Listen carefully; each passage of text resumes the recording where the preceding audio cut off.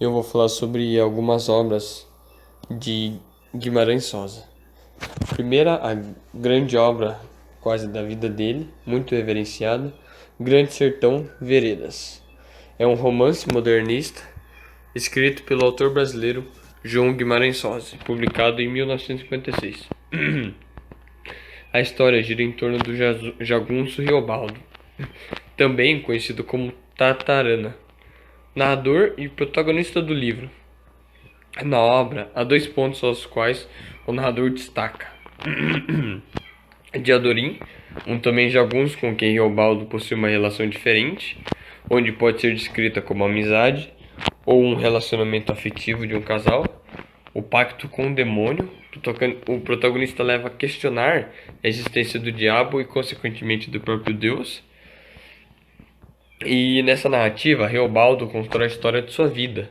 Reobaldo começa contando que depois da morte da mãe, uma mulher pobre que vive junto em uma grande fazenda no interior de Minas, passou a morar com seu padrinho, Celorico Mendes. Enquanto vive sob a guarda do padrinho, Reobaldo começa a estudar pelas mãos de mestre Lucas em Curralinho. E ao voltar para a fazenda, conhece o bando de jagunços de Joca Ramiro.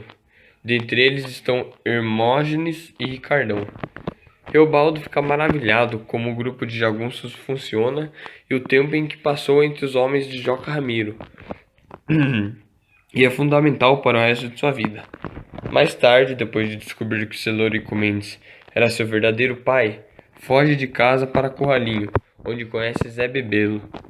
Nessas indas e vindas, reencontra um personagem que conheceu na infância, conhecido pelos janguços como Reinaldo, e se apresenta a Reobaldo como Diadorim. Diadorim é a representação do masculino e do feminino no livro, do divino e do demoníaco, da certeza e da dúvida. Diadorim era sério, destemido, quieto, delicado, impressionava Reobaldo. E Reobaldo, a cada dia mais, gostava de Diadorim como se estivesse enfeitiçado. Outra obra do Guimarães Rosa, Primeiras Histórias. É um livro de contos de João Guimarães Rosa, publicado em 1962, e no total são 21 contos que falam sobre os casos do sertão. Eu vou falar sobre alguns. As Margens da Alegria. Um menino descobre a vida em momentos de alegria, como viagem de avião, desbravar o mundo e a flora e a fauna, e descobre a vida em momentos de tristeza, como a morte de um peru e a derrubada de uma árvore.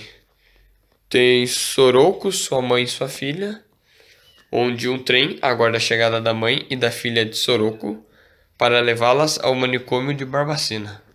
Durante o trajeto levadas por Soroco, elas começam a cantar avulsamente.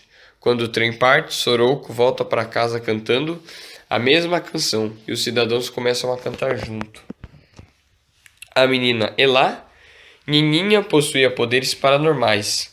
Seus desejos sempre se realizavam, mas seus parentes guardavam em segredo o poder para tirar proveito dele. O que a menina falava, acontecia. A terceira margem do rio. Um homem abandona a família, a sociedade, para viver à deriva numa canoa no meio de um grande rio. Com o tempo, todos desistem de tentar apelar para o seu retorno e se mudam do lugar.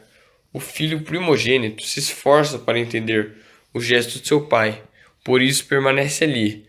Quando fica velho, decide substituir seu pai na canoa, mas acaba ficando com medo de seu próprio pai. Pirlings Psiquice. Um grupo de colegiais vai se apresentar no colégio. No dia da apresentação, há um imprevisto e um dos atores falta. Como não havia mais a opção de cancelar a apresentação, os adolescentes improvisam uma comédia, que é muito bem recebida pela plateia. O espelho. Um sujeito se vê diante de um espelho procurando apagar as imagens do seu rosto externo. Depois de algum tempo, começa a conhecer sua fisionomia mais pura e começa a revelar a imagem de sua essência. Um moço muito branco. Os habitantes de Cerro Frio, numa noite de novembro de 1872, têm a impressão de que um disco voador atravessou o espaço depois de um terremoto.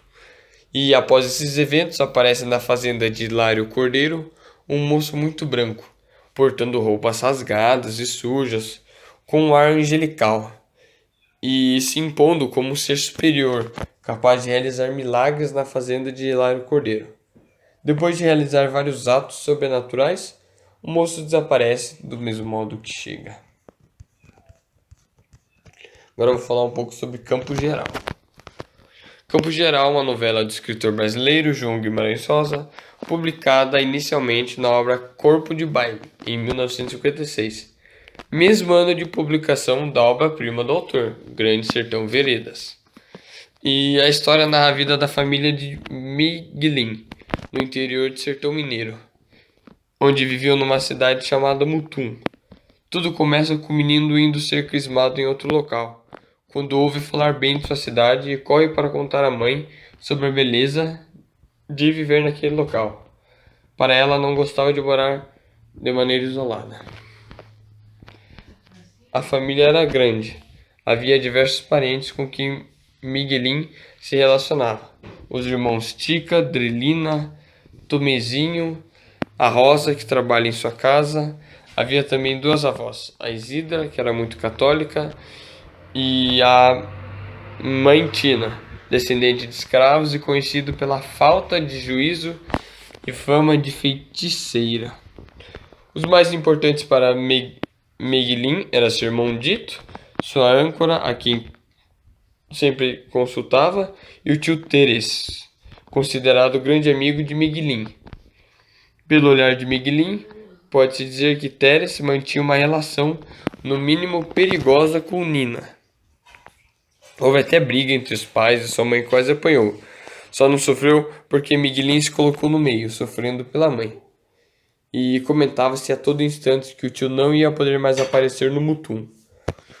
E é outro momento crucial da obra, onde, nas situações diversas, Miguelim corre desesperado em direção à mãe, passando direto pelo pai, que fica irritado. E esse episódio é logo o indicador da difícil relação que é estabelecida com seu pai. E outro livro que é Tutameia, Terceiras Histórias. E é um livro de contos de Guimarães Rosa com histórias extremamente curtas. E é um conjunto de 40 contos.